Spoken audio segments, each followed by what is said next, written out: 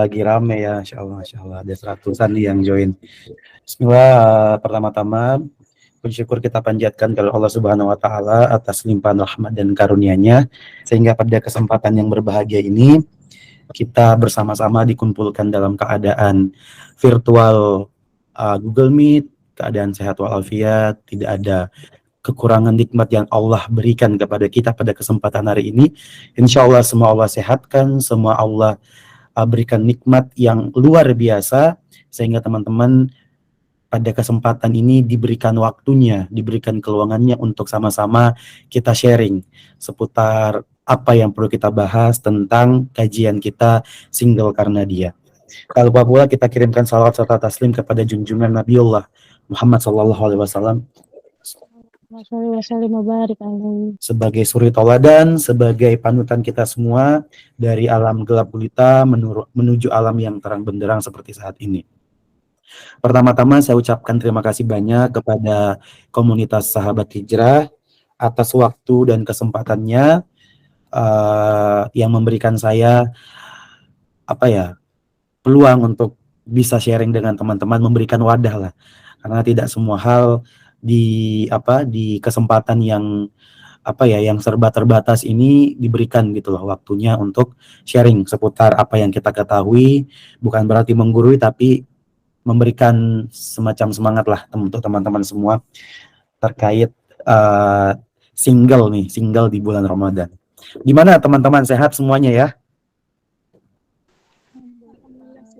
Kalau boleh teman-teman, saya izinkan untuk nyalakan kamera biar saya ya istilahnya kalau dalam dunia pendidikan itu kurang beradab ketika seseorang berbicara tapi kita lawan bicaranya tidak memperlihatkan kembali wajahnya gitu agar kita sama-sama mendapatkan ya, kalau boleh monggo dinyalain kameranya biar sama-sama kita bisa menikmati bulan Ramadan ini dengan saling menyapa, dengan saling bertegur sapa gitulah.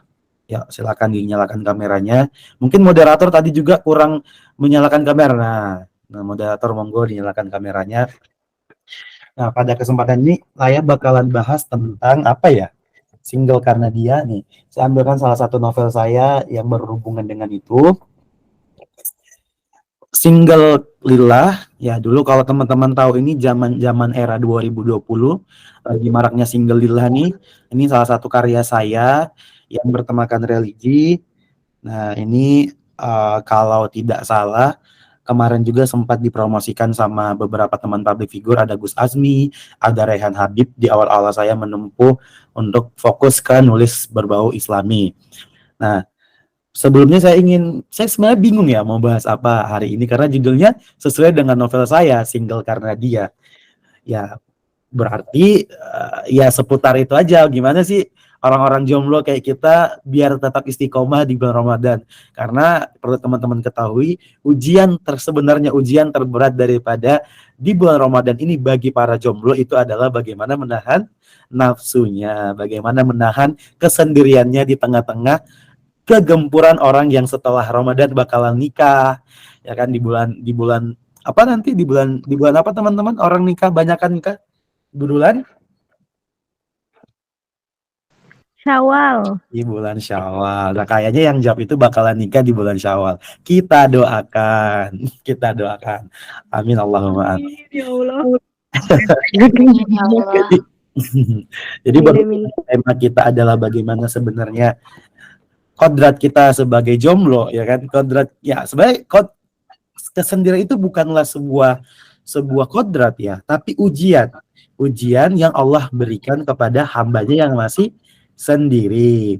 Kenapa? Jelas banget di surat Yasin ayat 36 itu berbunyi, Maha suci Allah yang telah menciptakan segala sesuatu di muka bumi ini berpasang-pasangan. Ya sebenarnya kita ini sudah diciptakan, sudah digariskan oleh Allah hidup berpasang-pasangan. Jadi ada nama pasangan kita di lahul apa? Mahfuz. Di lahul mahfuz. Nama itu sudah Allah torehkan, Allah berikan.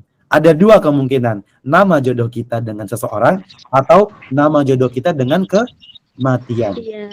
Dua hal ini teman-teman perlu ketahui bahwa kita tidak bisa hindarkan dari ketetapan yang Allah sudah garis bawahkan.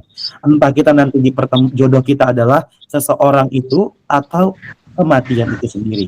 Kita tidak pernah tahu. Maka daripada itu, kepada kita yang single itu karena Allah, kita tidak khawatir dengan siapa kita dipasangkan kemudian.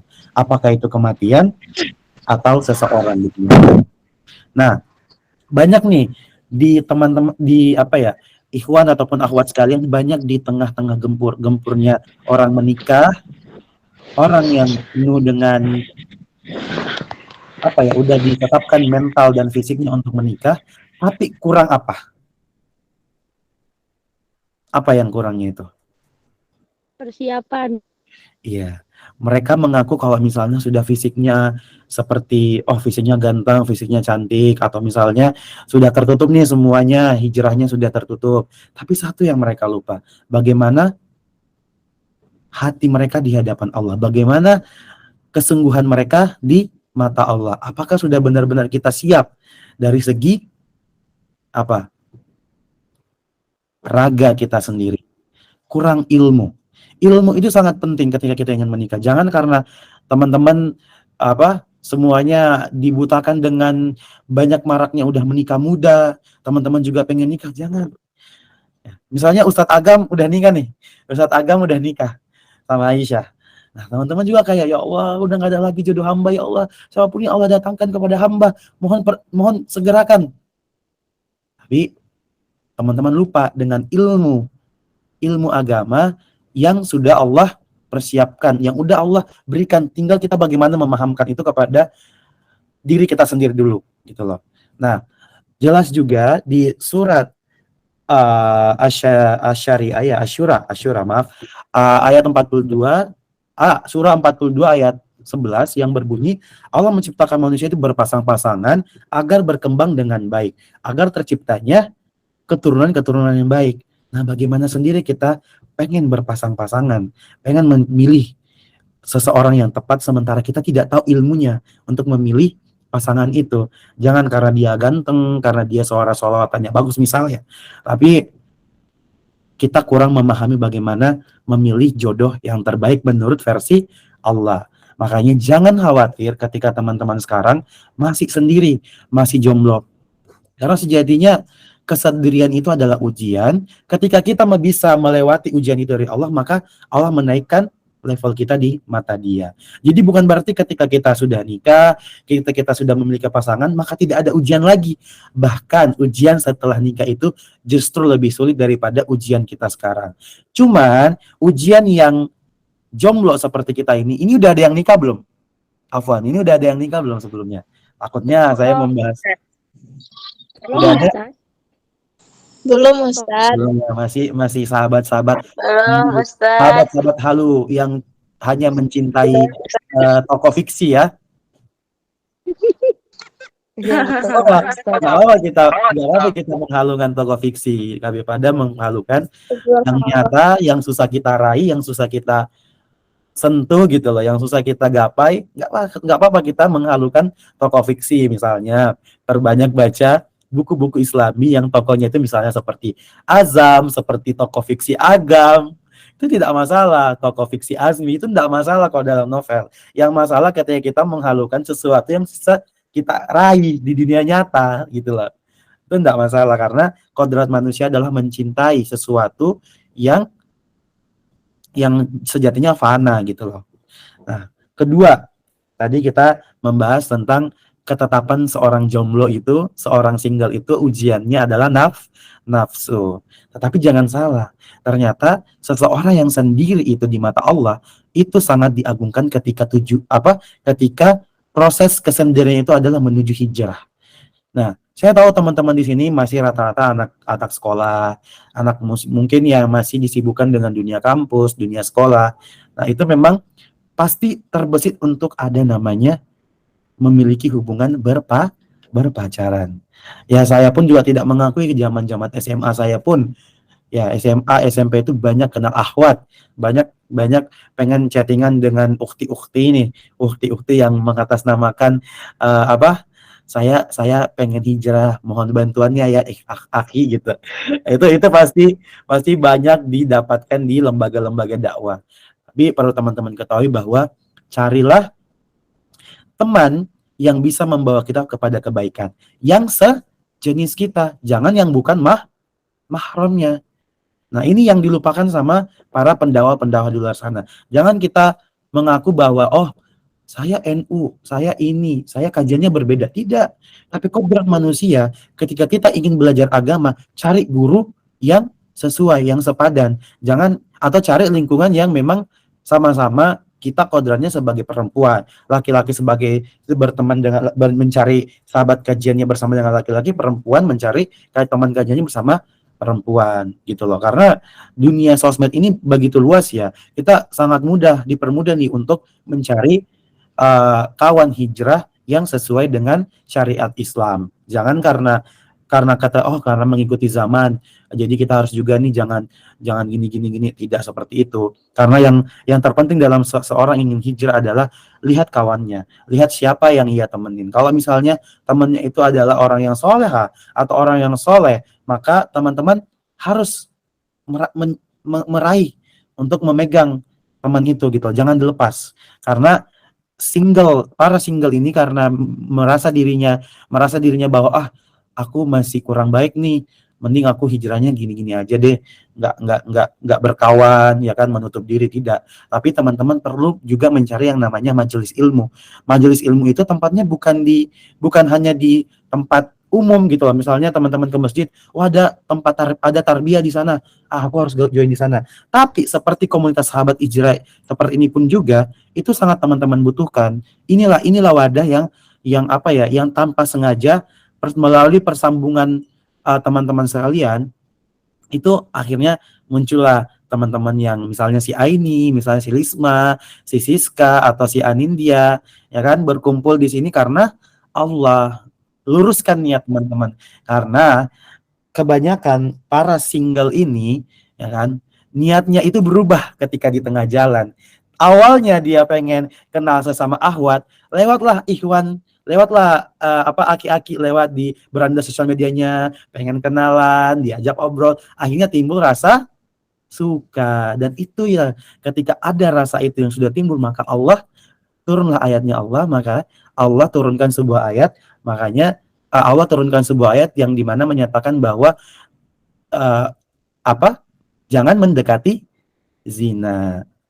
Zina. Nah, jadi jangan teman-teman, hindarin seperti itu. Nah, kemudian ya, jadi dua ayat tadi itu yang perlu teman-teman imani, bahwa Maha Suci Allah yang telah menciptakan makhluknya secara berpasang-pasangan. Jadi jangan perlu khawatir. Jangan karena teman-teman khawatir dengan nanti gue nggak ada teman buat nikah nih. Wah, teman-teman gue udah pada nikah.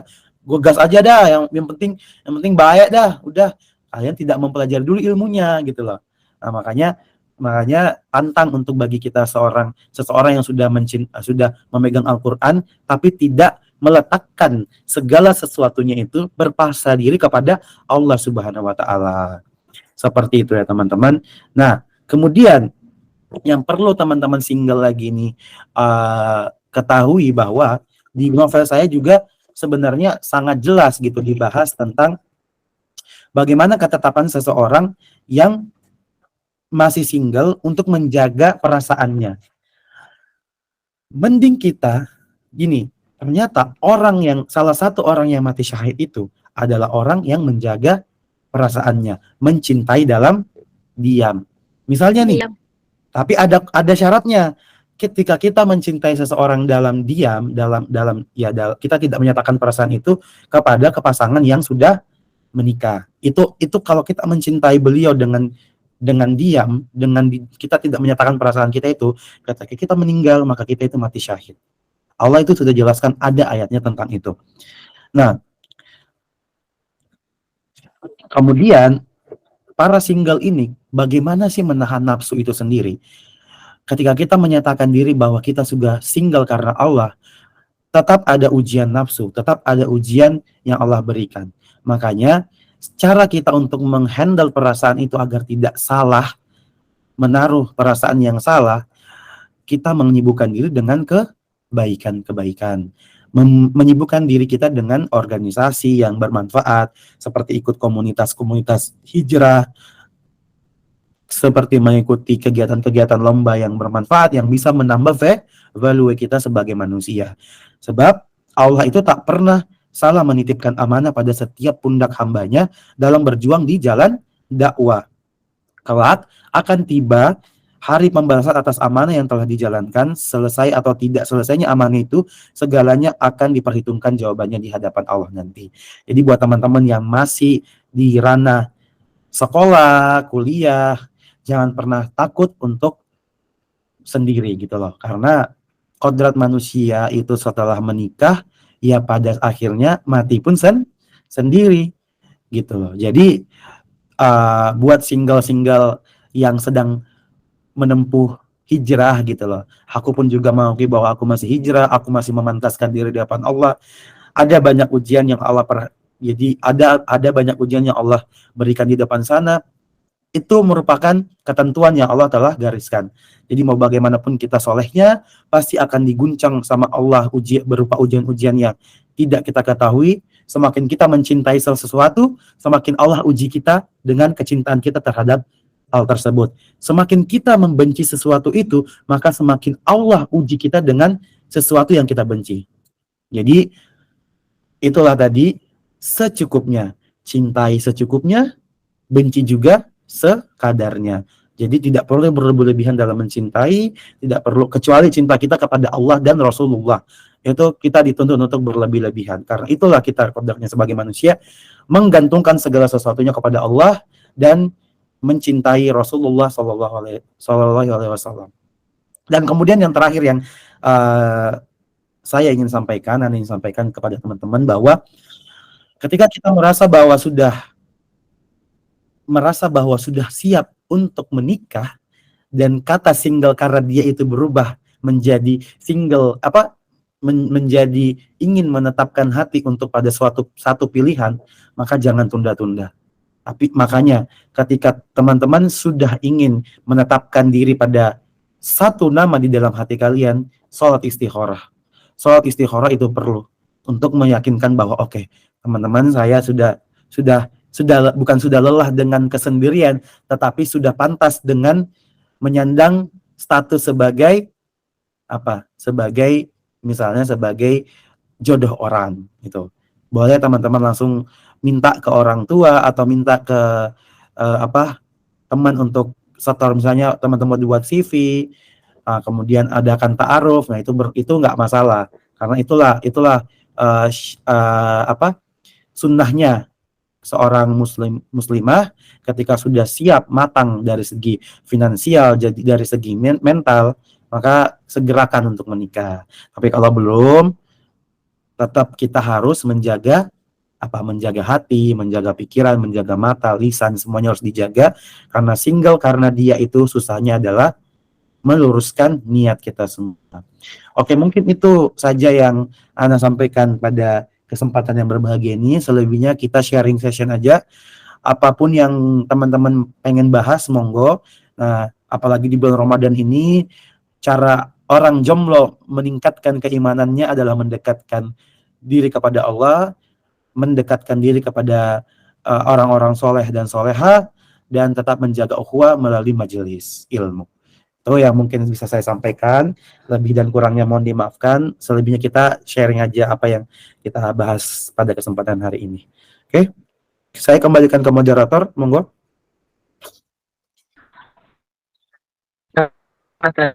Penyampaian materi yang disampaikan oleh Kak Wahyudi Pratama. Jadi teman-teman, jikalau ada yang ingin ditanyakan, ada yang kurang paham dengan apa yang disampaikan tadi, boleh silakan teman-teman, kita buka diskusi tanya jawab, ya. Silakan teman-teman memberikan pertanyaannya. Silakan ya teman-teman. Monggo kalau yang mau open mic sama yang tulis di kolom komentar silakan. Jadi tadi Ya. Kak Yudi, Ana highlight dulu ya. Nah, tadi ada firman Allah di surah An-Nur. Jangan lupa di surat An-Nur ayat 26 itu laki-laki yang baik untuk perempuan yang baik. Kemudian ada surah Asy-Syu'ara itu Allah menciptakan manusia berpasang-pasangan agar berkembang dengan baik. Kemudian ada surah Yasin ayat 36, Maha suci Allah yang telah menciptakan semuanya berpasang-pasangan. Jadi sudah jelas kita ini pada akhirnya akan dipertemukan dengan jodoh kita masing-masing. Ayo silahkan yang ingin bertanya. Ya, silakan teman-teman. Kalau ada yang open mic, boleh langsung bertanya. Oke, teman-teman sudah masuk ke resen ini yang sedang angkat tangan dari ya. Boleh silakan open mic-nya kalau ingin memberikan pertanyaannya.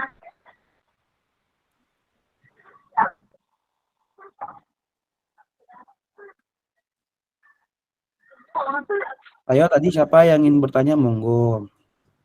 Assalamualaikum, Kak. Izin bertanya. Waalaikumsalam. Ya, silakan. Bismillahirrahmanirrahim. Assalamualaikum warahmatullahi wabarakatuh. Waalaikumsalam warahmatullahi wabarakatuh. Perkenalkan, nama saya Hawana Fatimah Jara. Di sini izin bertanya. Kan temanya kan, Masya Allah banget sih. Ya. Gimana? Nah gini kayak, ini panggilnya kakak atau panggil Ustadz? Wah, bebas saya. Baba Didi. Ustadz aja ya. Ustadz. Baru-baru saya dapat panggilan baru nih. Baba Didi. Baba Didi. Baba Didi. Pasti dari itu. Ya Allah. Gimana? Coba pertanyaannya seperti apa? Baba Didi. Kalau misalnya di luar tema gimana Kak Yudi? Boleh. Untuk khusus sahabat hijrah di sini bebas pertanyaannya. Asal jangan tentang nanya kapan nikah ya. Astagfirullahaladzim. Baik gini, Kak, kan kalau kita misalnya nih kan sholat ya. Nah, sholat tuh misalnya kayak sebagai akhwat atau sebagai perempuan, kita misalnya tuh ada kayak teman atau sebelah tuh kayak lupa membawa sajadah gitu kayak terus kita tuh misalnya kayak berbagi sajadah lawan sama si dia gitu. Nah, sedangkan sajadah itu kan ada yang di kepala, ada di kaki itu Kak. Takutnya pas ada bagi itu tempat kaki anak biasanya gitu. Nah, pertanyaannya bolehkah kita berbagi sajadah sama tersebut? Seperti itu Kak. Oke, Masya Allah. Ya itu bentar. Ini ada yang minta link ternyata, Masya Allah. Ini banyak banget nih dari sahabat Wahyudi, YouReader, sama dari pembaca-pembaca yang banyak mau join. Karena saya baru share link ya. Afwan ini, bentar. Coba saya. Jadi Ana udah share Kak ke grup Wahyudi. Sahabat Wahyudi sudah ya? Udah Ana share Kak. Oke. Jazakallah ya. Oke, terkait bagaimana sih sebenarnya apakah boleh ketika satu sajadah itu dibagi dua? Nah, ketentuan dalam menjalankan sholat itu yang penting tuh daripada tempat kita sujud itu harus bersih dari najis. Nah, kalau teman-teman merasa bagian kaki itu ada najisnya, ya sah sholat kalian. Tapi ketentuan-ketentuannya ketika ya aku juga misalnya kalau sholat itu pasti bagi dua nih. Misalnya kalau aku di sini sholat bareng Mas Rosyid misalnya, ya pasti sajadah itu dilentangkan, aku di bagian kakinya, aku di bagian kepala, di bagian kakinya. Itu tidak masalah. Karena apa? Syarat sahnya sholat itu tidak membatalkan ketika sajadah itu dibagi dua. Itu bukan bagian daripada syarat sahnya sholat kita. Yang penting adalah yang kita jadikan alas itu tidak ada najis yang seperti misalnya kencing kucing, kencing anjing, ataupun hal-hal najis yang bisa membatalkan sholat. Jadi aulia itu tidak masalah ya, karena itu tidak menjadi bagian daripada syarat sahnya sholat. Seperti itu. Gimana aulia? Dibolehkan, insya Allah. Alhamdulillah paham. Aulia itu Iya. nama anak. Gimana? Alhamdulillah paham. Nama anak bukan Oke. Aulia, kakak. Oke, namanya Aulia. Iya. Bukan Aulia kan? Ini siapa? Ini Aulia Putri Islami loh di situ muncul. Namanya Ana. Iya. Masnya itu adalah anak dari kakak Ana. Ini pinjam HP-nya soalnya. Oke, Afwan. Oke, ya. Silakan yang lainnya pengen nanya, monggo. Oh iya Kak, Afwan, sebelumnya untuk pertanyaannya ini apakah perlu dibatasi? Gak apa-apa, bebas. Ini aku mungkin 30 menit lagi boleh, 15 menit lagi boleh. Oh iya, siap Kak. Oh iya, silakan teman-teman, satu orang lagi ya yang open mic. Nanti kita sebentar buka di kolom chat. Boleh satu orang lagi untuk open mic. Mbak Putri, ya. Silakan. Assalamualaikum. Waalaikumsalam. Waalaikumsalam warahmatullahi wabarakatuh. Perkenalkan, nama saya Putri Ramadhani. Saya mau nanya, tapi ini di luar dari materi, boleh? Boleh. Monggo. Jadi, saya mau nanya, kan saya baru-baru hijrah nih. Terus saya juga, maksudnya lingkungan saya itu tidak memadai untuk hijrah saya. Gimana ya? Kurang memadai lah gitu. Jadi saya pernah tuh di sekolah saya, memang sekolah saya bukan pesantren, bukan yang sekolah Islami. Jadi suatu hari tuh saya pernah kayak difitnah gara-gara saya dibilang sok suci, gara-gara baru hijrah ini gitu. Dan dibilang sok alim. Dan di situ saya kayak biasa aja menganggap, tapi karena dari satu orang ini yang bilang saya seperti itu, terus bersebarlah itu satu sekolah. Terus pernah juga saya kan gabung di grup kelas gitu kan. Saya menjawab salam mereka, tapi saya kayak diejek gitu, kayak dibully, kayak siap si paling sok suci masuk gitu-gitu. Itu kayak mana? Oke. Tata cara hijrah. Terlalu kaku ya. Ya jadi buat teman-teman, Masya Allah ya, Putri Ramadhani ini Masya Allah ujiannya. Jadi saya juga bukan berangkat dari lingkungan yang beragama. Dalam artian kampus saya reguler, bukan basic agama, tapi alhamdulillah memang selalu ada seperti itu, sok suci, sok paling benar, sok agamis apa segala macam. Itu pasti selalu ada kalau kita sudah memilih untuk hijrah. Nah, untuk Putri,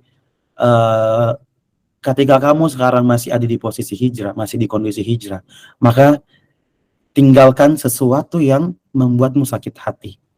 Apapun yang membuat kita sakit hati, maka tinggalkan. Baik itu teman, baik itu lingkungan. Kalau memang itu merasa kita bahwa disakiti hatinya, dan kita sudah tidak lagi, daripada kita berseuzon terus sama Allah gitu loh. Karena gini, karena kita kadang terlintas di pikiran kita seperti ini. Ya Allah, aku udah hijrah loh. Aku udah berusaha untuk baik di mata Allah gitu loh. Tapi kenapa masih ada aja? Kenapa aku masih diuji gini ya Allah? Kita pasti akan seuzon sama Allah. Kenapa aku ujiannya seperti ini gitu? Padahal kalau kita sudah memilih hijrah, Allah itu maka masih menambah. Justru semakin Allah angkat derajat kita, semakin diuji kita. Kita tidak akan naik ke tingkatan selanjutnya ketika kita belum menyelesaikan ujian yang ada di bawahnya. Seperti itu. Bagaimana respon kita kepada lingkungan yang toksik seperti itu? Itu lingkungan toksik ya, ketika kita sudah memilih untuk berada di jalan Allah, tapi teman-teman kita mengatakan kita bahwa sok suci, maka jangan dibalas. Kasih saja senyum terbaik kita, buktikan bahwa dengan apa yang jalan kita pilih itu adalah apa yang Allah kasih, apa yang sudah Allah tetapkan. Ketika kita memilih hijrah, maka kita berani meninggalkan hal-hal yang sudah lampau. Kalau lingkungan kita itu merupakan lingkungan yang buruk, maka tinggalkan. Kita dekatkan diri dengan orang-orang yang soleh, orang-orang yang soleha. Jangan pernah kita merasa takut kalau kita meninggalkan lingkungan itu, maka kita akan ketinggalan banyak hal. Maka kita akan hilang pertemanan. Tidak tidak juga kita mengutuskan tali silaturahim, kita hanya beralih lingkungan nih. Misal kalau sebelumnya Putri lingkungannya masih teman-teman yang suka nongkrong, dalam artian nongkrong yang tidak jelas, unfaedah, atau teman-teman yang suka gibah dan segala macam, pelan-pelan ditinggalkan. Atau Putri misalnya dalam lingkungannya itu teman-temannya masih masih susah menutup hijab, ya kan, masih buka hijab apa segala macam, tinggalkan.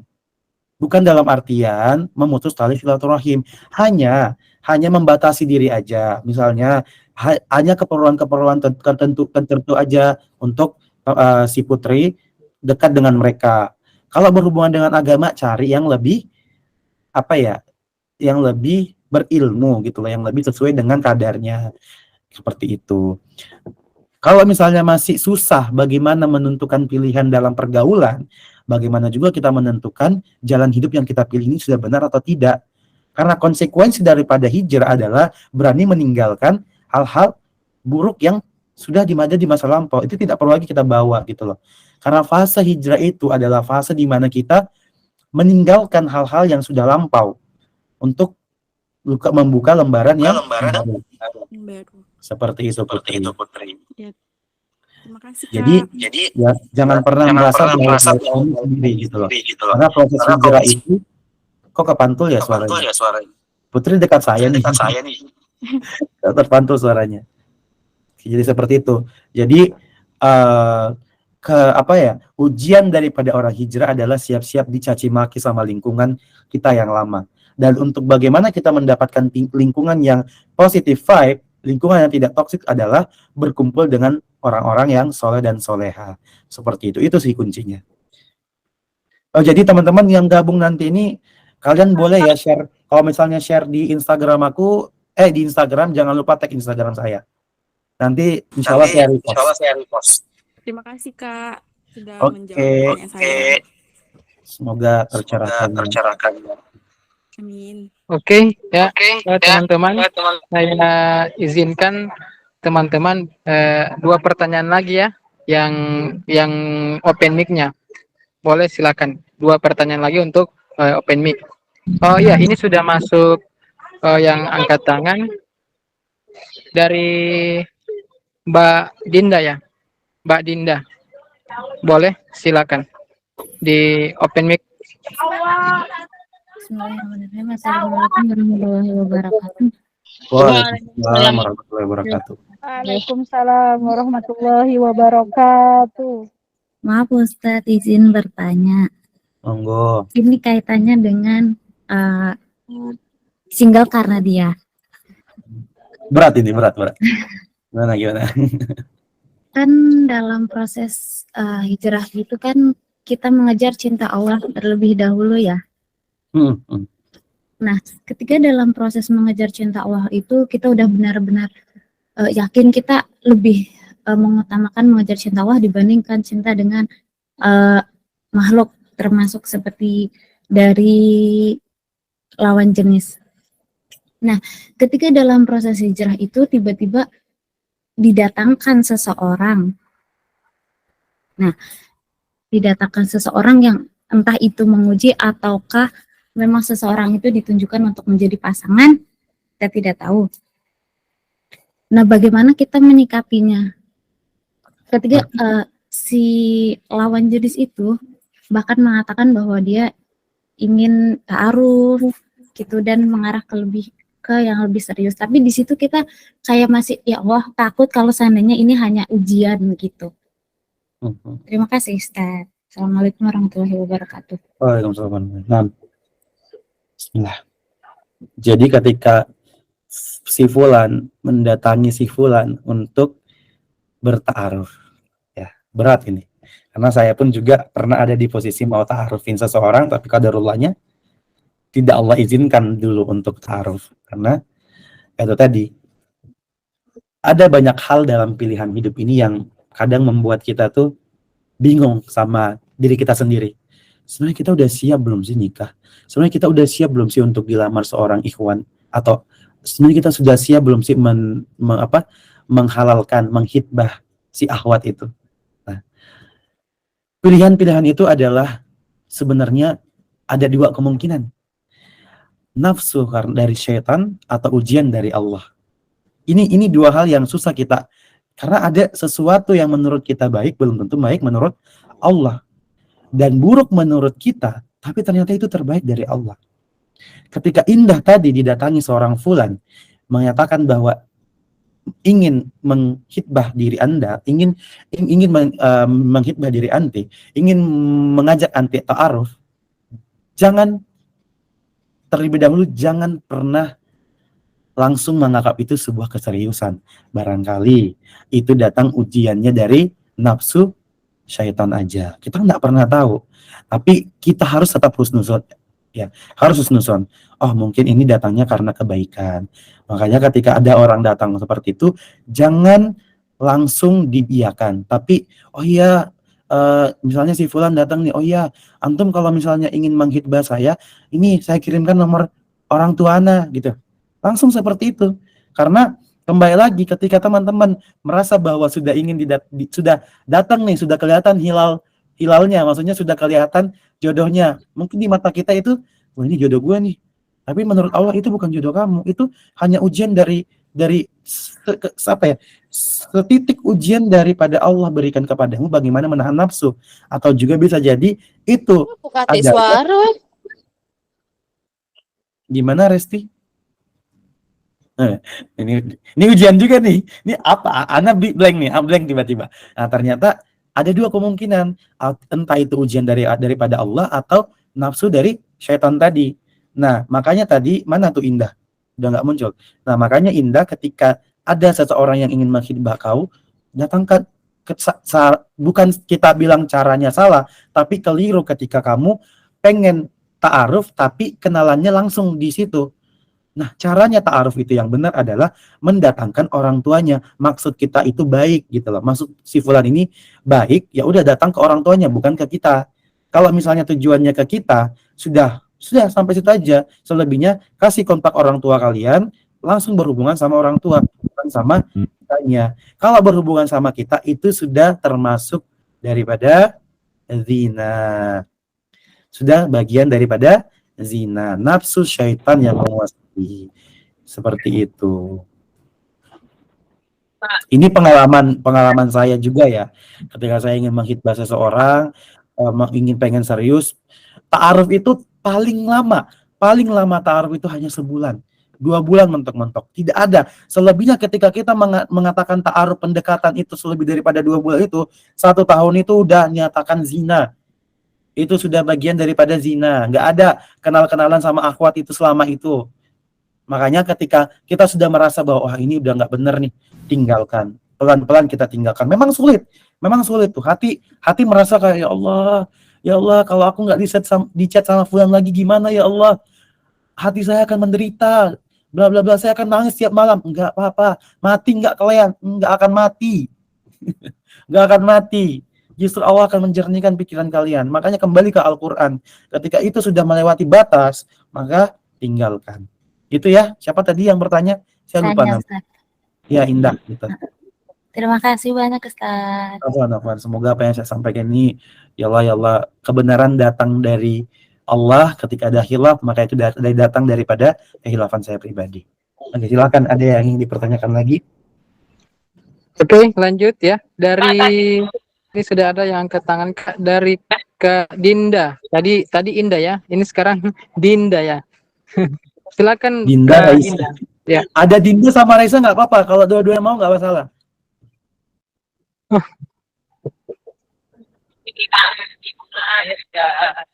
Gimana Kak? Gimana, ada banyak nih Wahyu. Oh iya, boleh. Berarti boleh semuanya Kak ya? Boleh, monggo, iya. masalah. Ya, silakan. Ada waktu kok. Ya, silakan Kak. Dimulai. Dinda dulu, habis Dinda siapa tadi? Resti atau siapa? Terus Wahyu Eka, monggo. Oh iya, siap Kak. Warahmatullahi wabarakatuh. Waalaikumsalam. Waalaikumsalam warahmatullahi wabarakatuh. Pertanyaannya di luar tema nggak apa-apa kan Kak ya? Oke, monggo. Bonten apa-apa. Ya, saya punya meninggal itu kan ya. Cara cara-cara untuk mengangkat derajat orang tua itu gimana? Untuk orang tua yang udah meninggal. Yang sudah wafat ya? Gimana? Bisa diulang? Cara kita sebagai anaknya untuk mengangkat derajat orang tua kelak itu gimana? Oke. Nah. Dikunci. Bismillah.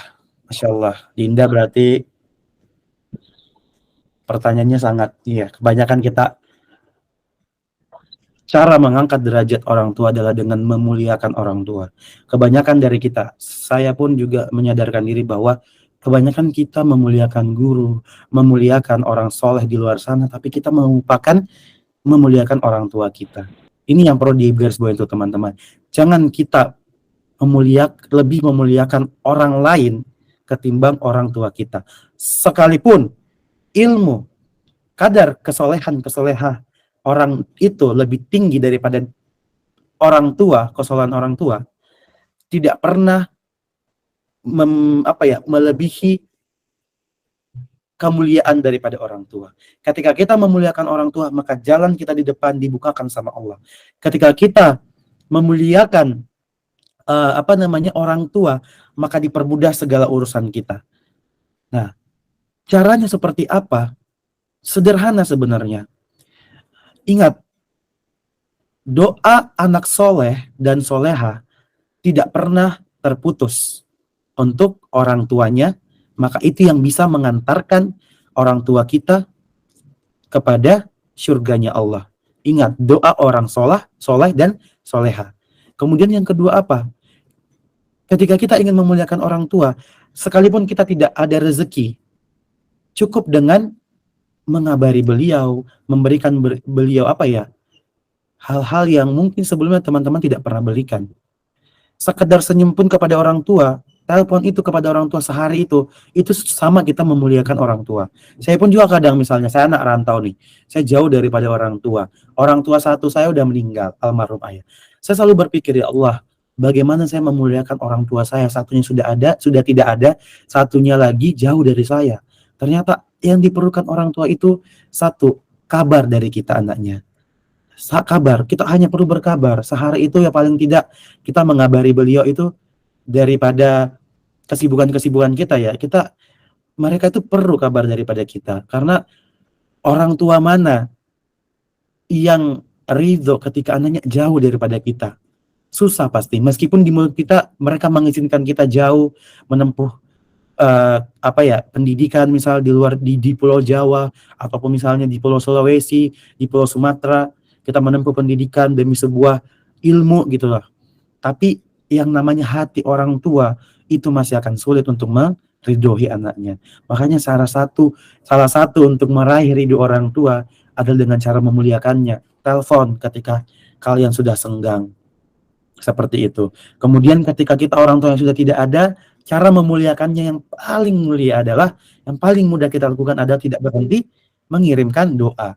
Dan itu juga, orang tua itu tidak perlu harta. Orang tua itu tidak perlu kekayaan daripada anaknya. Tidak perlu tiap hari kita transferkan uang.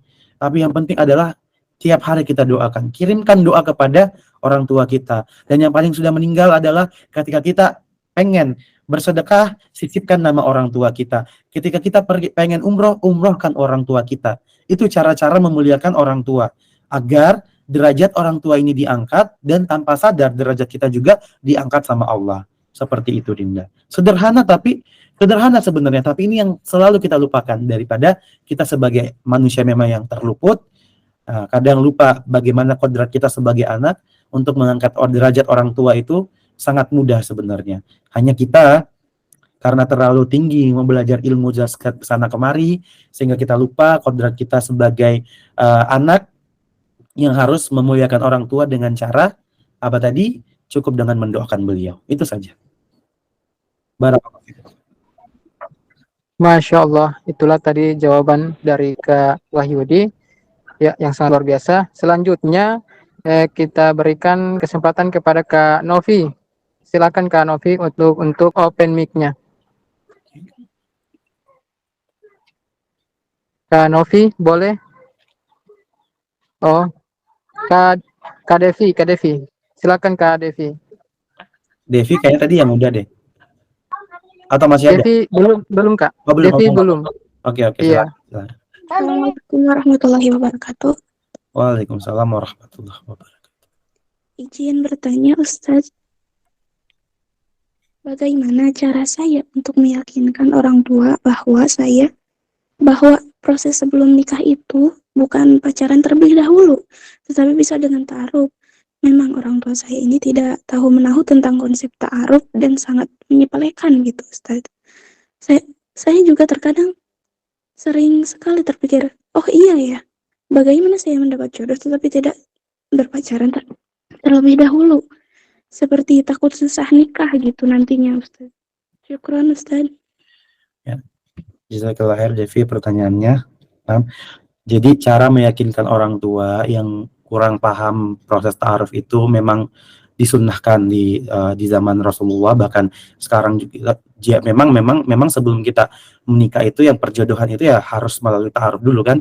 Tapi karena kita ini dikekang sama bukan dikekang sih, tersentuh dengan perjodohan adat istiadat kita, misalnya dari Jawa ada adat istiadat sendiri, kemudian dari Sulawesi ada adat sendiri, kemudian dari Kalimantan. Ya itu tadi, kita ini hamba Allah yang berada di zaman yang penuh dengan adat istiadat, multikulturalisme, dan itu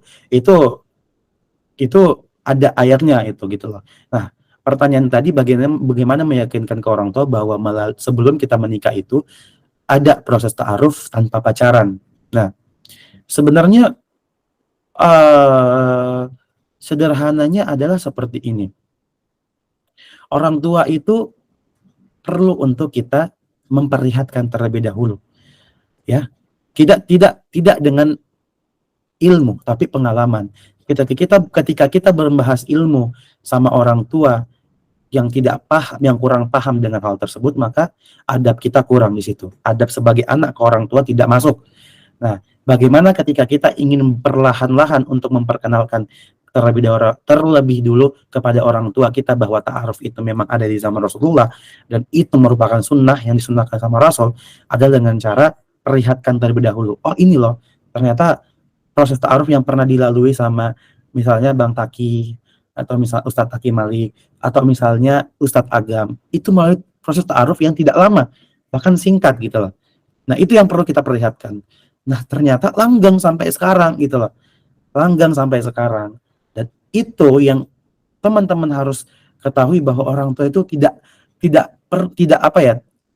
langsung kita mengatakan pacaran tidak benar, Mah, Pak, Umi, Abi, pacaran itu tidak benar gitu loh. Pokoknya Dinda, Devi maunya ta'aruf, pacaran nggak benar, nggak seperti itu caranya. Pelan-pelan hadapi orang tua itu dengan kepala dingin, hadapi orang tua itu dengan lemah lembut. Kalau orang tua kita sudah keras kepala, kita juga ikut keras kepala, maka tidak ketemu solusinya. Makanya dengan cara tadi ya Devi ya, perlihatkan, berikan contoh daripada ulama atau tokoh-tokoh masyarakat yang sudah melalui proses ta'aruf tersebut, dan alhamdulillah itu jangan juga perlihatkan dengan orang-orang yang sudah ta'aruf tapi ternyata cerai apa segala macam, tidak seperti itu. Itu bukan ta'arufnya yang salah, bukan sistemnya yang salah, tetapi oknumnya, personalnya yang salah. Orang yang menjalankan proses itu yang salah, tidak mengimani apa yang Allah kasih, proses Allah yang kasih gitu loh. Proses ta'aruf itu dia tidak imani, akhirnya ya udah cerai begitu saja. Itulah kurangnya ilmu ketika kita tidak menjalankan ilmu itu sesuai dengan syariat. Seperti itu Devi. Masya Allah, itulah jawaban dari Kak Wahyudi. Selanjutnya saya persilakan kepada Kak Amira. Ya, silakan. Syukuran Ustadz ilmunya. Di sini yang bertanya, ini pertanyaan dari adik anak. Katanya kalau dia mimpi tentang seseorang berkali-kali, tapi wajahnya itu tidak kelihatan, apakah itu pertanda jodoh katanya? Pertanyaan dari adik, bukan anak, Ustaz. Syukuran. Oke. Ya, terkait mimpi. Ya. Mimpi itu ketika itu baik, maka ceritakanlah ke orang. Tapi mimpi itu ketika itu sebuah keburukan, entah itu kita memimpikan orang itu buruk, seseorang itu buruk, maka Allah mengsunnahkan kita untuk jangan menceritakan ke siapapun.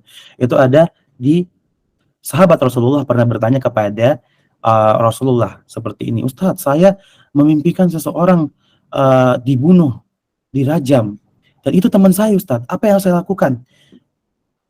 Rasulullah menjawab bahwasanya ketika kita memimpikan seseorang dan itu hal yang buruk, maka pendamlah sendiri. Sebisa mungkin kita pendam. Dan kita mendoakan orang itu yang baik-baik. Cukup kita doakan, jangan ceritakan kronologis mimpi kita itu. Gitu loh. Karena bisa jadi mimpi itu datang dari syaitan, dan bisa jadi juga mimpi itu Allah tegur orang teman kita itu melalui pandangan kita, melalui mimpi kita sendiri. Nah, hikmahnya apa daripada kisah sahabat Rasulullah itu adalah mimpi yang baik itu, kalau memang itu Allah perlihatkan itu sebuah kebaikan, Allah berikan di mimpi kita itu, maka bukan berarti ya, saya bukan ahli, saya tidak bisa menjawab bahwa itu sebuah pertanda bahwa dia jodoh kamu, enggak, karena bukan saya bukan penafsir mimpi, saya bukan penafsir mimpi seperti ulama-ulama terdahulu. Ada memang, ada buku tersendiri yang membahas tentang tafsiran mimpi. Nah, ini teman-teman boleh cari tahu nanti di Google ya. Pasti ada itu, ada buku tafsir mimpi yang memang diperuntukkan, dibuat untuk para kita semua dari ulama-ulama terdahulu. Itu bisa teman-teman cari dan itu ada benar, itu ada buku tafsir mimpi. Nah, tadi pertanyaannya, apakah itu sebuah pertanda jodoh saya, Ustadz? Tidak. Bukan berarti. Nanti kamu ketika diperhadapkan dengan ya itu tadi, bisa jadi itu ujian ketika kalian menyukai sesuatu.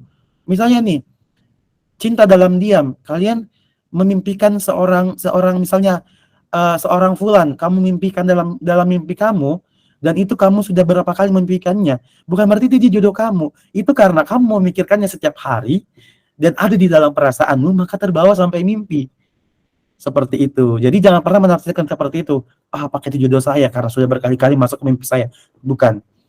Kembali lagi, ketika itu mimpinya baik, maka teruslah berdoa kepada Allah.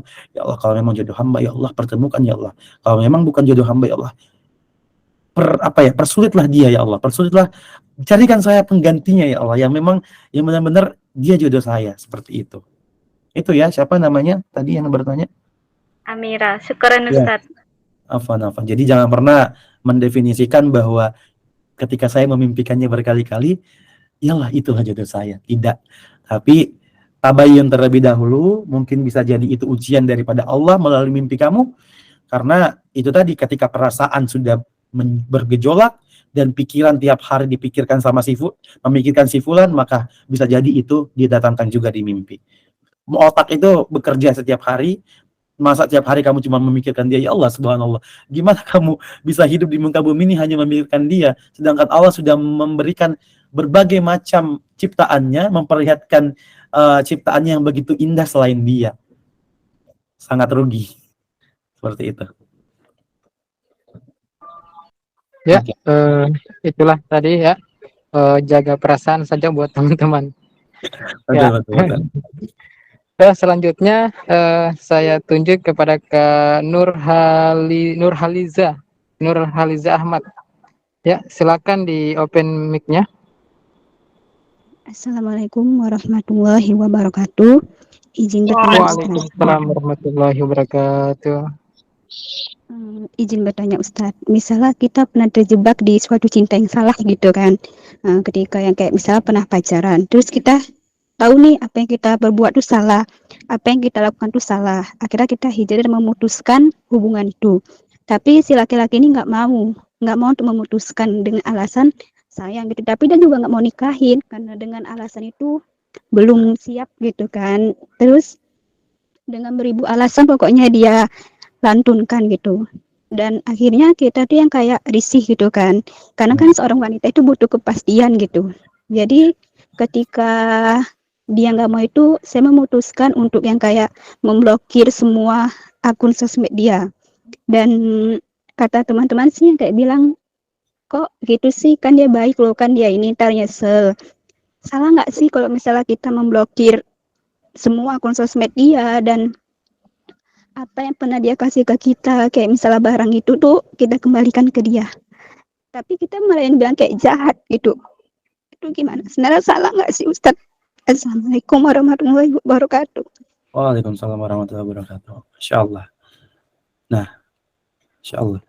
Nurhaliza, maka bersujudlah kau kepada Allah, bersolatlah kamu karena Allah sudah memberikan jalan yang baik. Dengan hijrahmu, maka kau tinggalkan sesuatu yang buruk. Tidak peduli apa yang orang lain katakan, karena yang kamu jalani adalah sebuah kebaikan. Justru, kalau kamu masih terbelenggu sama hubungan yang bisa menjerumuskan kamu kepada kemaksiatan, itu yang salah. Tidak apa-apa kalau kamu nangis dikatakan kamu penjahat, kamu seseorang yang jahat, tidak menghargai usaha seseorang. Tidak ada usaha seseorang yang perlu dihargai kecuali dia memuliakan seorang wanita dengan cara menikahinya. Apa namanya? Ketika dia mengatakan sayang, itu bullshit. Tidak ada kata sayang yang timbul karena dia katanya cinta denganmu tapi tidak mau menghalalkanmu. Itu bullshit, omong kosong. Kalau memang tujuannya menikahimu adalah dengan cara mencintaimu dengan cara membatasi diri, itulah cinta yang sesungguhnya. Berarti dia siap kehilangan kamu karena dia tidak sanggup untuk menghalalkanmu. Maka tidak masalah. Tidak masalah kamu dikatakan penjahat, tidak masalah kamu memblokir sosial media, semua akses yang berhubungan ke dia, tidak masalah. Karena ketika kamu bersama dia, akhirnya berakhir dengan kemaksiatan. Karena dia tidak ingin menikahimu. Ya kan? Jangan pernah mendengarkan perkataan orang lain karena kamu jahat, kamu tidak menghargai usaha dia. Usaha dia apa untuk kamu? Hanya karena barang-barang itu. Barang-barang itu duniawi, kau bisa kembalikan, kau bisa jual, kasih dia, transferkan uang. Daripada berhubungan dengan sesuatu yang kemaksiatan gitu loh. Karena Allah sudah menjelaskan dalam Al-Quran bahwasanya Maha Suci Allah menciptakan hambanya. Seluruh ciptaan di dunia ini berpasang-pasangan. Kalau dia tidak ingin menikahimu segera mungkin, maka harus siap terima konsekuensi. Harus siap kamu harus kamu jauhi gitu loh. Karena itu tadi, dalam kemaksiatan itu banyak timbul hal-hal yang Allah murkai.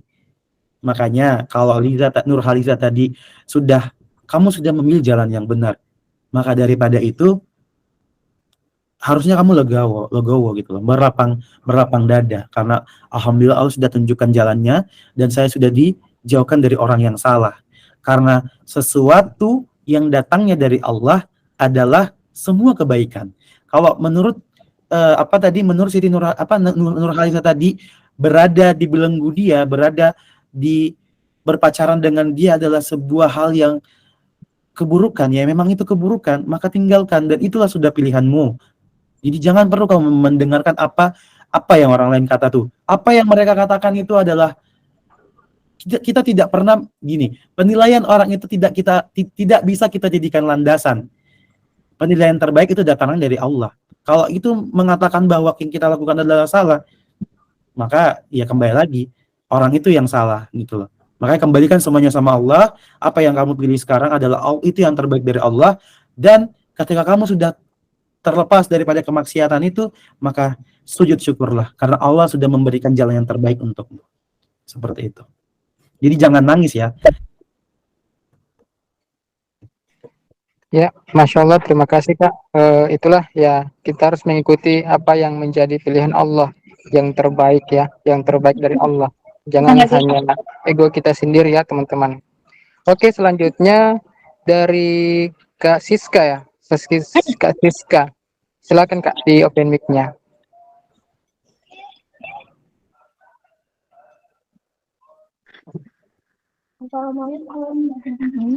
Waalaikumsalam warahmatullahi wabarakatuh. Waalaikumsalam warahmatullahi wabarakatuh. Di lingkungan saya kan agama itu kurang ya. Suaranya Kak tidak jelas. Di lingkungan saya kan agama itu kurang. Apalagi saya ingin mengajarkan bapak kedua orang tua saya itu ilmu agama. Tapi apa namanya? Saya sendiri pun juga ilmu agamanya kurang. Gimana Ustaz? Oke. Ya, syukran pertanyaannya Siska. Ya, bagaimana cara mengajarkan agama? Ya, karena lingkungan kita kurang daripada agama, bagaimana cara mengajarkannya kepada keluarga? Tapi saya juga masih minim ilmu. Teman-teman, sosial media ini sudah begitu luas. Ada banyak kajian-kajian yang bisa teman-teman ikuti. Ketika kita dibatasi dengan ilmu pada diri kita sendiri, maka Allah membukakan jalannya melalui perantara orang lain. Tidak harus diri kita yang memberikan pandangan kepada orang tua kita, tapi perlihatkan gitu. Ketika duduk dengan santai misalnya di ruang TV, tiba-tiba kamu membuka kajian, memutar videonya ustadz yang mungkin teman-teman pengen pelajarin ilmunya, pengen sukain gitu loh cara kajiannya. Tapi cari kajian-kajian yang halus, yang menyampaikan kebenaran melalui lisannya dengan cara yang santun, tidak langsung menghardik misalnya, itu salah, itu haram. Jangan cari kajian seperti itu. Karena ketika orang baru didengarkan seperti itu langsung kerdil mereka, berpikir bahwa ya Allah gue hina, yaudahlah gue udah hina sekarang, tambahin aja lah gitu. Karena tadi udah dihina sebelumnya sama ustadz itu misal. Enggak tinggal ini. Ya itu. Jadi itu bang. Ya, jadi ya Isna, tunggu ya Isna ya. Siska dulu nih, Siska dulu. Jadi jangan langsung mendengarkan orang tua kita dengan kajian-kajian yang langsung menjatuhkan mental mereka. Jangan. Karena kita juga keterbatasan ilmu, nanti kita tidak tahu cara menjelaskannya kan. Maka dari itu carilah kajian-kajian di sosial media yang itu menyampaikannya dengan cara santun, lemah lembut, atau bisa juga nanti dengan cara misalnya nggak apa-apa ustadz itu ganteng, misalnya ustazah itu cantik. Nah berawal daripada ya Allah masya Allah tabarakallah ya ustadz ini ganteng. Berawal daripada apa yang disampaikannya dengan cara melalui pandangan wajahnya. Nanti pelan-pelan, oh iya ya ternyata nggak boleh kayak gini ya ustadz ya. Oh ternyata ustazah nggak boleh karena gini. Itu. Jadi cari kajian-kajian yang disampaikan dengan cara lemah lembut, dengan cara santun, maka itu nanti dengan sendirinya Allah akan meluluhkan hati orang tua kita untuk mempelajari ilmu agama. Ya, saya pun berharap ya setiap masjid pun itu sudah ada tempat kajiannya sendiri. Misalnya tarbiyah, halaqah tahsin itu semua sudah tersebar. Bahkan di online pun teman-teman saya, ustadz yang saya kenal itu mereka semua membuka kajian online, ya. Jadi tidak terbatas. Itulah sosial media. The power of social media itu kalau kita memanfaatkan sebaik mungkin, maka yang katanya orang banyak negatifnya, tapi kalau kita memandang bahwa sosial media itu banyak ranah positifnya, maka kita akan terbawa positif juga. Tetapi ketika kita memandang bahwa banyak hal-hal yang negatif dalam TikTok, dalam YouTube, apa segala macam, maka itu juga kita terbawa ke situ. Maka daripada itu, Siska, sekarang sosial media itu terbuka lebar, kajian terbuka banyak banget, perkenalkan orang tua itu dengan sosial media, perlihatkan ustadz-ustadz yang lemah lembut, santun, maka insya Allah yang sendiri bukakan, Allah yang sendiri luluhkan hati orang tua kita untuk mempelajari ilmu agama. Seperti itu Siska. Dengan keterbatasan ilmu yang kita punyai tadi. Kayak gitu. Oke, syukron Kak Wahyudi untuk jawabannya. Ini Kak, ada pertanyaan di kolom chat. Boleh saya bacakan Kak atau? Dari mana ya? Ini baik banget, masya Allah, tabarakallah. Saya baca. Oke, saya random aja kali ya. Oke. Sebentar. Assalamualaikum, Ustadz Afwan. Saya ingin bertanya, bagaimana hukumnya seseorang memutuskan untuk tidak menikah karena dia selalu merasa insecure dengan fisik dan perilakunya yang tidak baik.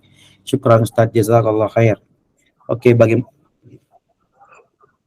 hukumnya memutuskan untuk tidak menikah karena dia selalu merasa insecure dengan fisik dan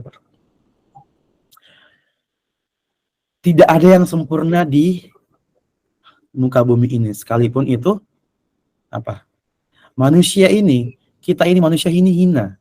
Kita ini memang terbatas dengan banyak hal, banyak kekurangannya. Tapi ketika kita sudah memantaskan diri di hadapan Allah, jauhi kata-kata yang namanya saya ini seperti ini. Pokoknya orang kalau datang ke kita, orang kalau datang misalnya datang ke Anti semua untuk menikahi Anti, jangan pernah membahas fisik, jangan pernah membahas finansial, karena itu urusan kesekian. Yang paling penting ketika orang itu datang ke kalian, langsung to the point. Si Fulan misalnya si Fulan itu pengen langsung kayak gini, misalnya akhwat, Ana mau menikahi Anti dengan kondisi yang masih Allah berikan ujian, masih belum berkecukupan, tapi insya Allah saya berani menikahi Anti dengan sekian-sekian, saya pokoknya dengan hal yang sudah meyakinkan, baru Anti memutuskan gitu loh. Tapi kalau sudah mulai dengan kata-kata, oh fisik saya kayak gini, maaf saya orangnya jelek apa segala macam, itu berarti Anda itu, si Fulan itu memandang Allah sebelah mata, ya, karena dia tidak percaya diri. Karena Allah ini sudah menciptakan kita ini sebaik mungkin, ya memang ada kekurangan-kekurangan ya tidak perlu disampaikan, ya. Misalnya pengen menikahi Anti, tapi dia mengatakan bahwa saya punya aib seperti ini, menceritakan aibnya terlebih dahulu. Tidak. Kalau kita sudah menikahi seseorang, aib yang kita di masa lalu itu kita tutup rapat-rapat. Istri kita tidak boleh tahu. Ya, istri kita tidak boleh tahu, calon kita tidak boleh tahu. Karena masa lalu itu adalah terkait siapa kita di masa lalu, itu urusan kita pribadi. Ketika kita sudah menikah, itu urusan kita dengan pasangan kita, itu tidak mempersoalkan apa yang ada di masa lalu kita. Istilah kita sudah mengarah ke kebaikan gitu. Seperti itu. Jadi jangan pernah menghardik seseorang karena masa lalunya, jangan pernah menghardik seseorang karena fisiknya, karena itu terlampau di masa lalu, itu sudah jauh. Kita hidup sekarang, bagaimana kita menata masa depan. Udah. Kalau kita masih insecure dengan diri kita, fisik kita, perilaku kita, udah, jangan nikahi, jangan berani untuk menikah gitu.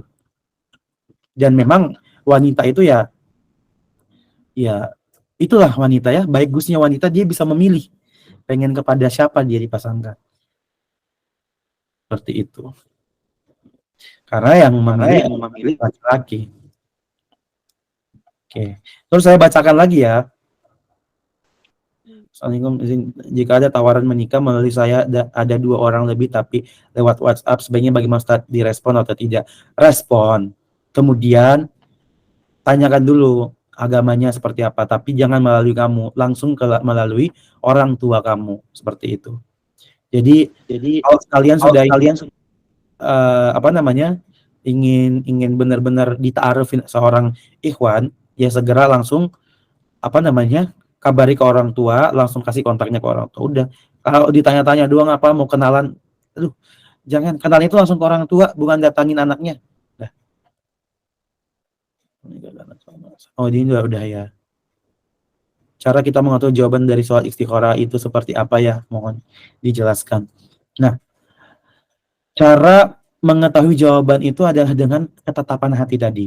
Kalau kita sholat istikharah, Allah sudah berikan tangisnya, Allah sudah berikan kayak, ya Allah, inilah yang jalan terbaik untuk Allah. Allah itu nggak tahu ya, gimana ketika kalian sholat istikharah dan benar-benar khusyuk itu, maka air mata adalah jawabannya. Air mata itu adalah jawabannya. Serius, air mata itu adalah jawabannya.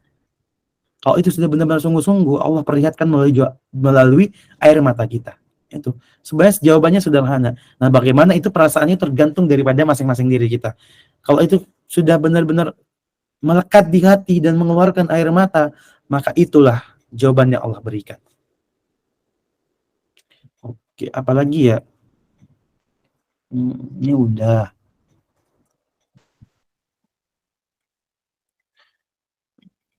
Menikah. Apa yang saya pernah mendengar hukum menikah terbagi di beberapa hukum yang dikatakan hukumnya haram ya, hukumnya haram ya. Kalau di hukum itu, kalau misalnya nikah tapi dia belum bersih daripada talaknya sebelumnya, makanya nggak boleh nikah dulu. Jadi harus bersih dulu. Ini persyaratan untuk yang baru-baru saja cerai.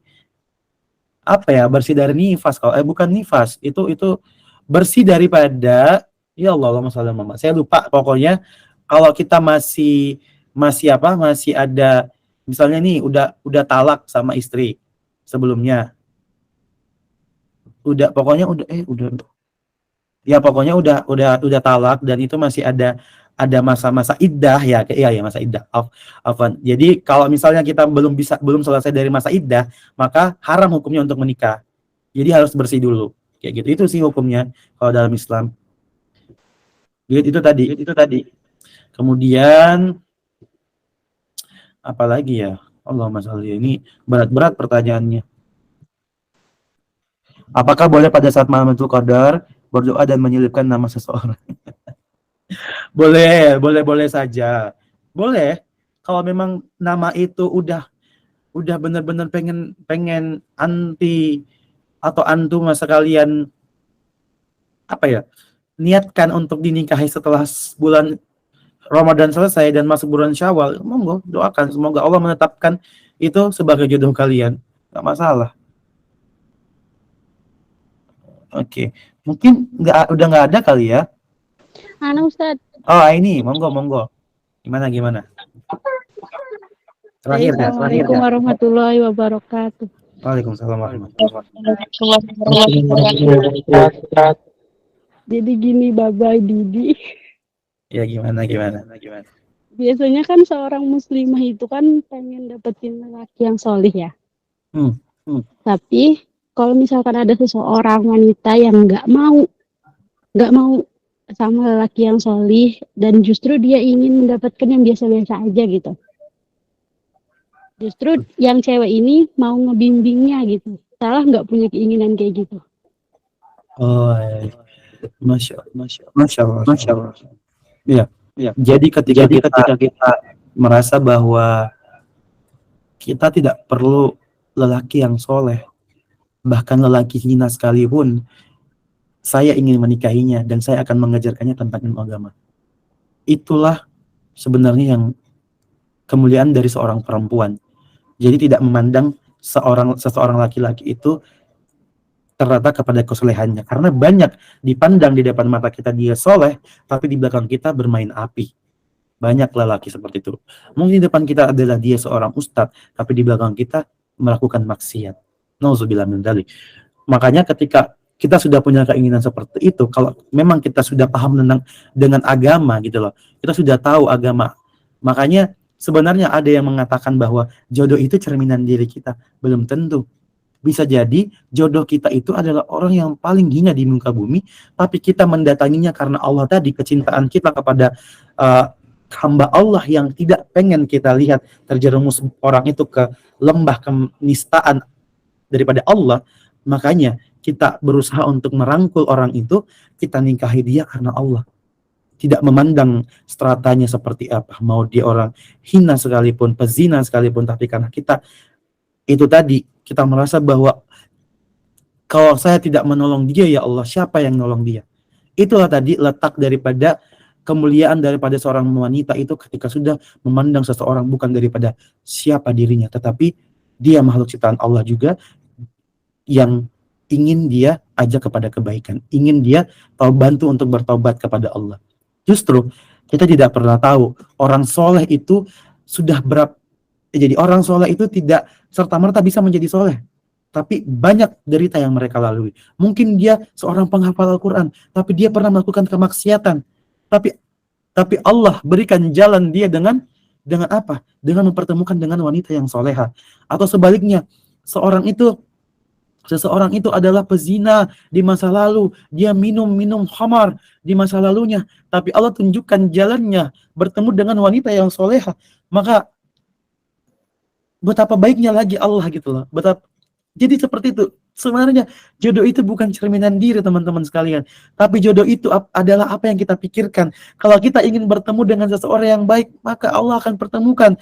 Ketika kita pengen dipertemukan dengan seseorang yang Masya Allah agamanya, maka Allah akan pertemukan. Tapi kembali lagi, ketika tadi ada seseorang wanita mulia, soleha, penghafal Al-Quran, ingin ingin merangkul seseorang daripada pezina atau penikmat khamar di masa lalunya. Itulah letak, saya tidak tahu lagi ya mau mengatakan apa. Itulah letak wanita yang mulia di sisi Allah. Itulah wanita yang pemegang kunci surganya Allah. Dan bahkan dia yang membawa calon suaminya itu kepada surganya Allah. Saya pernah mendapatkan case seperti ini, bahwasanya ternyata dia seorang ustadz, peminum, dulu-dulu itu dia peminum, penikmat narkoba, tapi dia dipertemukan dengan seseorang yang soleha, anak kiai, Masya Allah. Allah bukakan, bahkan laki-laki itu taubat, meninggalkan perkara-perkara yang Allah larang di masa lalunya itu. Dan bahkan Allah bukakan rezekinya. Ini bukti bahwa tidak selalu orang soleh berjodoh dengan orang yang soleha. Tetapi bisa jadi pezina berjodoh dengan orang soleh atau soleha, maka Allah bukakan pintu taubat untuk pezina ini untuk memberikan kesempatan untuk menjadi orang soleh dan soleha pula. Itulah tadi Allah. Kalau bahas tentang ini itu saya ingat kisah-kisah zaman Rasulullah, Masya Allah. Pezina bisa masuk surga.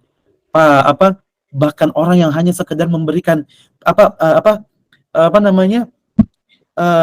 pelacur, hanya memberikan segelas air pada anjing, itu bisa masuk surga. Masya Allah, betapa besar nikmat yang Allah telah berikan kepada kita hambanya, dan kita tidak mau bertobat di hadapan Allah. Maka nikmat mana lagi yang Allah mau kita yang mau kita dustai daripada Allah?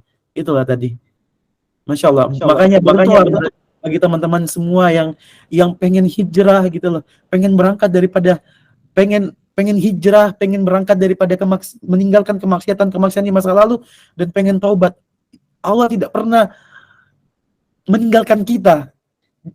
Dengar ini, mau sebesar apapun dosa kita di masa lalu, Allah tidak pernah meninggalkan kita. Itulah, mau sehina apapun kita di mata Allah, Allah tidak pernah meninggalkan kita. Maka bersyukurlah kepada Allah, kita memiliki agama yang tidak pernah dimiliki oleh agama-agama yang lain. Seperti itu. Ya, syukran Pak Yudi. Selanjutnya saya berikan kesempatan kepada Kak Lisma ya. Lisma, silakan di open mic-nya.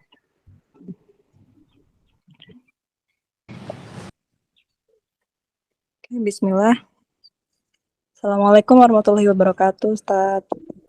Waalaikumsalam warahmatullahi wabarakatuh. Ustaz, saya ingin bercadar, tapi tidak direstui orang tua dan lingkungan rumah pun tidak mendukung. Jadi bagaimana cara saya tetap bercadar dan orang tua saya juga bisa meridhoi? Terima kasih, Ustaz. Nah, terkait hukum cadar ya, sebenarnya perlu teman-teman diketahui bahwa di zaman Rasulullah SAW itu dulu, zaman jauh sebelum Islam mengenal hukum memakai hijab dan sebagainya, itu memang cadar itu memang diharuskan di sana. Karena itu tadi ada ulama yang mengatakan bahwa cadar itu, mengapa orang Arab memakai cadar itu? Karena yang pertama bahwa di sana itu gurun pasir, ya kan? Gurun pasir yang dimana tiap hari, tiap waktu itu selalu ada tiupan angin, pasirnya masuknya, makanya orang itu memakai cadar. Kemudian ada juga ulama yang mengatakan bahwa ternyata di sana itu orang-orang Arab itu Masya Allah, tabarakallah, putri-putri Cleopatra gitu, pokoknya cantik-cantik lah, Masya Allah. Jadi makanya banyak orang Arab yang menutup wajahnya supaya terhindar daripada fitnah itu tadi. Nah, kemudian zaman sekarang, beranjak dari zaman dahulu ke zaman sekarang, ketentuan, ingat, perempuan itu hukumnya wajib menutup aurat, menutup kepala dengan jilbab. Itu tidak bisa terbantahkan lagi. Itu menjadi kodrat seorang perempuan muslimah, wajib seorang perempuan itu menutup auratnya dengan hijabnya. Kemudian saya tidak mengatakan bercadar itu wajib ya. Bercadar itu pilihan. Karena begini, Kalau kita merasa bahwa bagian wajah kita ini di bawah ini adalah bagian daripada yang kita haramkan untuk para laki-laki lihat, yang bukan mahram kita, maka itu hak kalian untuk menutupnya. Dan bagaimana meyakinkan orang tua supaya kita bisa menutup wajah kita dengan cadar adalah perlihatkan terlebih dahulu bahwa ini loh pilihan saya, umi, abah. Inilah pilihan saya, ayah, ibu, mama, papa. Jadi jangan pernah takut dengan apa yang menurut kita itu baik. Baik ini karena bercadar itu bukan sebuah kesalahan. Cadar itu adalah bagaimana kita mau mulia di mata Allah, bukan di mata orang lain. Karena menurut kita bahwa ketika kita dipandang dengan banyak mata-mata jahat di luar sana, dan cara menghilangkan mata-mata jahat itu adalah dengan menutup wajah ini dengan cadarnya. Makanya caranya satu-satunya adalah dengan cara apa? Perlihatkan ke orang tua, ya umi, ya abi, anak mau nutup diri anak dengan dengan hijab, dengan afan ya, ada kafan. Ya Rehan. Bentar Beb, aku masih bawa ini kajian. Iya, aku nge-zoom dulu bentar. Yo, ntar aku telepon lagi. Tunggu aja kabarnya. Ya Rehan nelfon guys. Jadi itu tadi. Kalian harus menutup wajah kalian itu tergantung daripada isi hati kalian. Kalau kalian sudah pengen menutup itu dengan cadar kalian, kalau kalian merasa bahwa banyak mata jahat yang ada di luar sana, maka tutuplah. Itu cadar itu memang hukumnya ada yang mengatakan, ulama yang mengatakan wajib, ada pula yang mengatakan tidak wajib. Itu tergantung bagaimana sudut pandang teman-teman kalian, sudut pandang dari teman-teman kalian, teman-teman semua gitu loh. Kalau merasa bahwa cadar itu memang udah seharusnya menutupi wajah saya, maka pakailah. Dan cara meyakinkan orang tua dengan lingkungan kalian adalah dengan cara perlihatkan terlebih dahulu. Ya kan, terlihatkan terlebih dahulu. Tapi kalau memang belum diridho sama orang tua, makanya itu tadi perlu kita meyakinkan dengan cara lisan yang baik, tutur yang baik, ya, supaya tadi cadar itu bukan sekadar menjadi tempelan lagi. Karena mungkin menurut orang tua kalian, ini cuman ikut-ikut zaman aja nih, pengen di ini nih, pengen di sana, macam. Tapi niatkan itu semua karena hati. Ya, niatkan itu semua karena di hati kalian. Itu ya, Risma. Karena nggak ada cara